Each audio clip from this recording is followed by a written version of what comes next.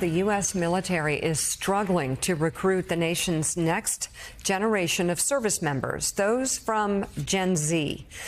The Army is expected to be about 15,000 recruits short of its 2023 goal. The Navy projects it will fall 10,000 short, and the Air Force 3,000 recruits below its goal. Our next guest wrote a book on why a career in the military is not appealing to younger Americans. It's entitled, "We Don't Want You, Uncle Sam," examining the military recruiting crisis with Generation Z. Joining us now is the book's author, Matthew Weiss. He's an officer in the U.S. Marine Corps. And Joe has the first question for you, Matthew. Matthew, thank you so much for your service. God bless you. We really appreciate it. And I appreciate you writing this book, too, because, you know, I will talk about how I don't like people in politics tearing down our military for political purposes. Other people say it's too woke, it's too this, it's too that. But you look at your book, and it's really complicated, and a lot of the challenges start with a generation. Let me just read really quickly what you said. Gen Z is the most anxious and depressed American generation as a constant influx of digital life takes its toll. Compared to boomers, Gen Z had 19% more reported loneliness. Suicide is second highest cause of death for Gen Z. So a lot of it has to do with mental health challenges? Yeah. Thank you so much for having me. And when I looked at my generation and my impetus for writing the book, I basically thought, I am Gen Z. I have to speak for my generation. We get a lot of flack from both sides of the political aisle. We get a lot of flack from our elders.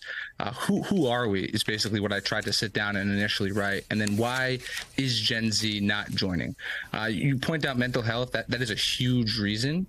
We are struggling. We are the first generation that came into elementary school with social media, with iPhones.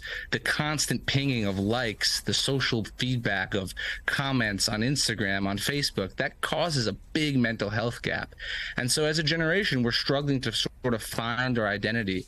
And to ask our generation to serve is becoming a bigger and bigger challenge. So I wrote the book, hopefully, to shed light on this idea and explain ways that as a military and as a society, we can come together again, really unite as an American generation, as an American society, and encourage and promote service. So I offer a lot of solutions in the book of things that society and the military can do to really bring people together.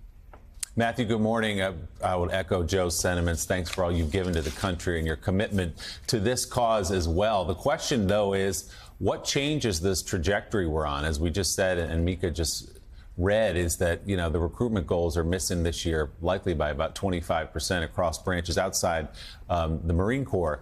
What changes this? Because the phone's not going away. Social media is not going anywhere. The anxiety that kids feel in so many different ways, probably not going away anytime soon. So how do you reverse this trend downward in the military recruitment? Absolutely. So that's the impetus of the thing that we're all trying to figure out. And in short, it won't be one solution, but it'll be a compilation of many.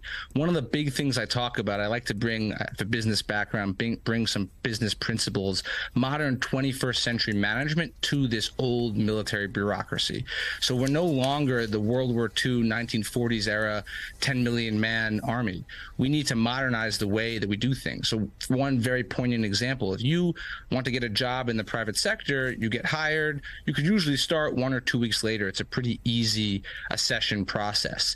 In the military, kid joins or signs up right out of high school. Sometimes it takes 3 months going through this extremely long MEPS process and some dilapidated old style health checks that really is not conducive to easy joining. It's not a frictionless experience for a modern Gen Zer. So people are turned away just in that process alone. That's one example. There's other examples of increasing performance-based pay.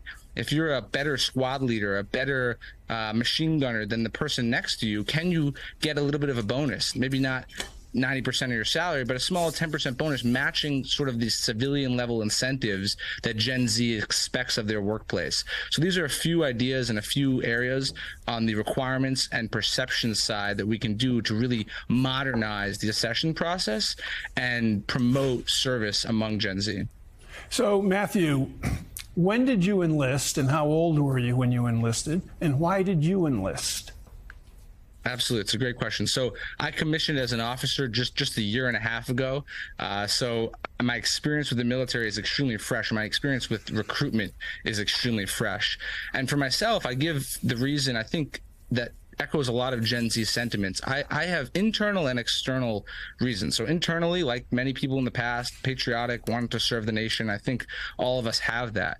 But unique among Gen Z externally, I looked at the military as the single greatest investment in my career, right? It's the single best leadership factory that we have in this country that frankly exists in the world.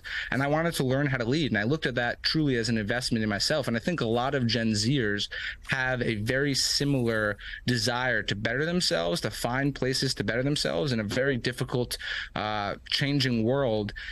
And they need to have and be okay with saying, hey, my reason for joining is to get this benefit, or my reason for joining is to better myself in this way or that way. Even if patriotism isn't the number one reason for joining, we can still encourage people for other various reasons. A major one as well is connections, right? Gen Z struggles for connection. We are very social. Well, the military is the world's greatest physical social network that provides those key bonds and connections that you really can't get anywhere else in any other job or any other sector of society.